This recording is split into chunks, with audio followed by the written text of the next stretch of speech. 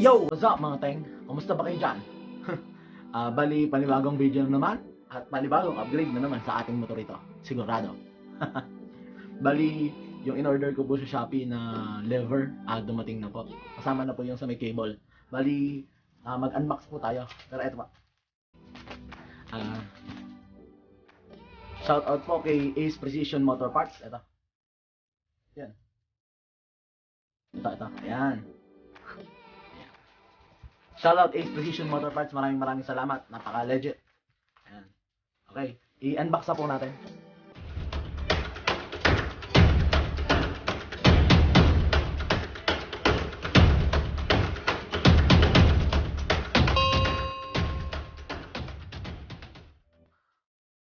Okay. Siyempre, sa pag-unbox ng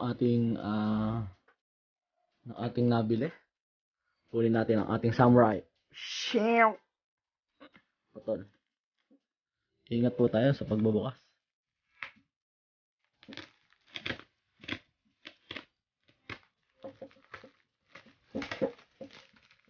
Yun, no? Balot na balot talaga. Salamat sa seller. Ingat na ingat. At salamat din kay Manong Jimmy na napakatsaga lagi nagdi-deliver everyday. Salamat, Manong Jimmy.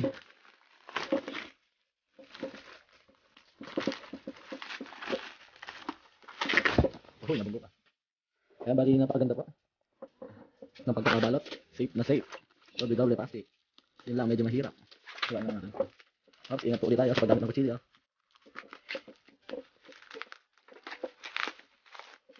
Ayan na.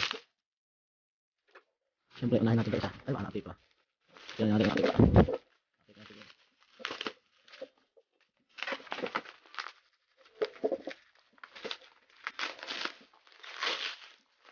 Ayun. Unahin natin dito sa bubukas sa hang. Ganda.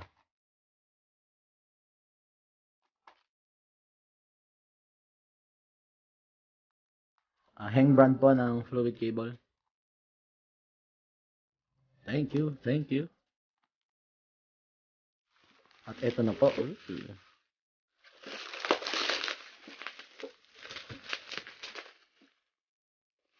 Siyempre, dalawa.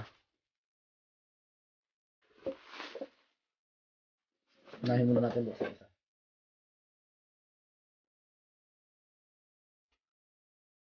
Master brake pump. S1 14mm RCB Ford Master brake pump. Left hand. Ibig sabihin, ito yung sa may clutch. Ito yung sa may clutch. Buksan natin. Uhuy. Ganda.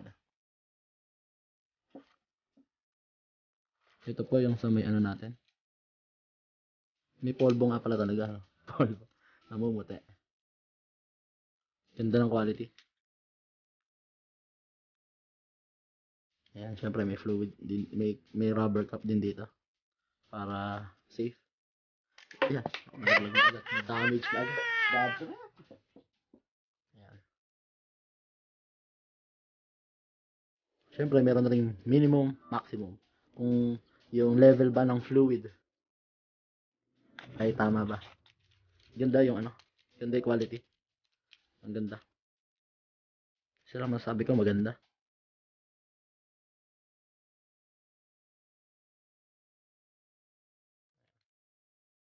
Maganda to. So, ito na may tornilyuhan. Ito pa yung tornilyuhan para dun sa may dito. Sa may lalagay na natin sa Kaya may, mo yan! sa lagayan ng side mirror. Ayan, para may kapitan siya. Ganda. Quality. So, ito ano naman to. Ito yung banjo bolt. Para po dito. At ito naman. Kunin na natin ito. Ito yung pinakamaganda sa lahat. Nice.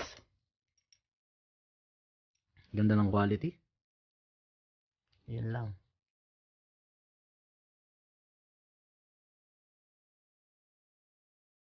Babagay kaya ito sa ating motor. Sniper ay sayad. Kailangan talaga na ganun. Babagay kaya sa sniper natin to. Ganda oh. Ito yung sa may bleeding, sa bleeder. Pagbi-bleeding.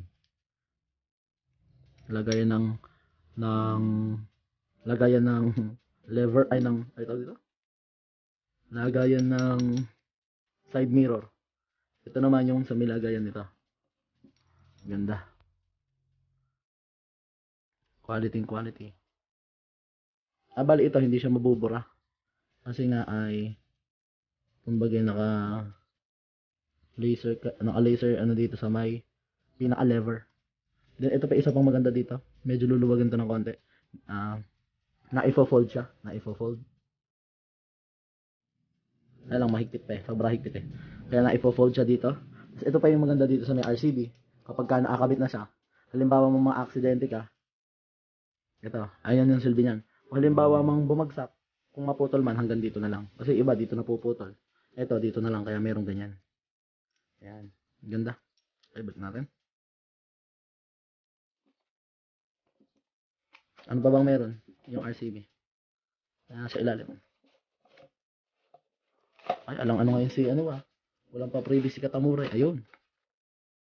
Tapos meron din po tayong yung hydraulic switch.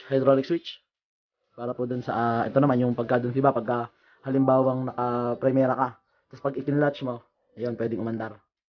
Ito yung magpapaandar, yung hydraulic switch. Ganda. At, syempre, hindi mawala yung ating RCB stickers. Dami ng RCB stickers. Then yung ating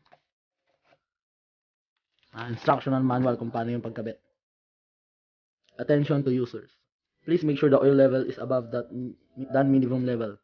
If the oil break under the main level, please add oil brake for better performance. Always check the oil base on the indicator oil level. Dapat daw pala wag natin pababayaan na bumaba yung oil level hanggang dun sa may minimum.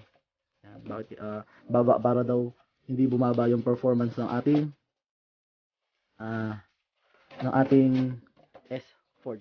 S1 Forge. Ayan. Then yung isa naman. Baksa mo natin isa. Ito yung nagpapalegit dyan. We build riders. Uhuy! Akala ko masasawi na ako. Meron pa rin palang pa-previous. Na-shock pa ako.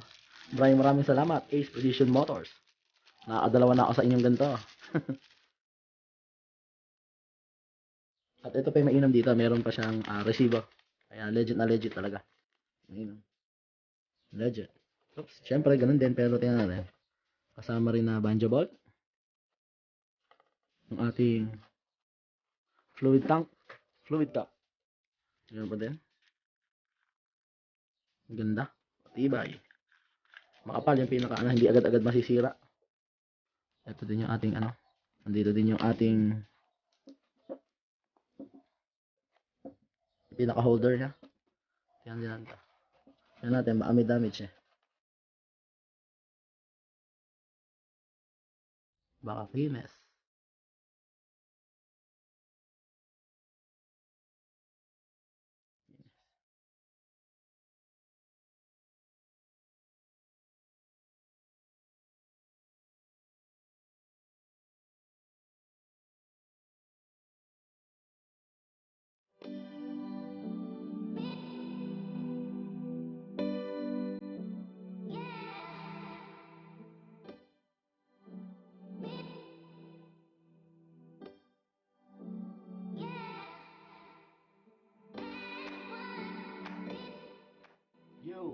Bali, i-update ko na lang kayo pagka ikakabit na po natin yung ating S1 Forge RCB lever.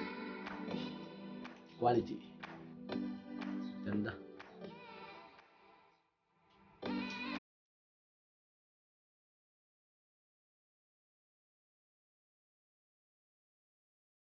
Then, papakita ko nga, pahabol nga po pala.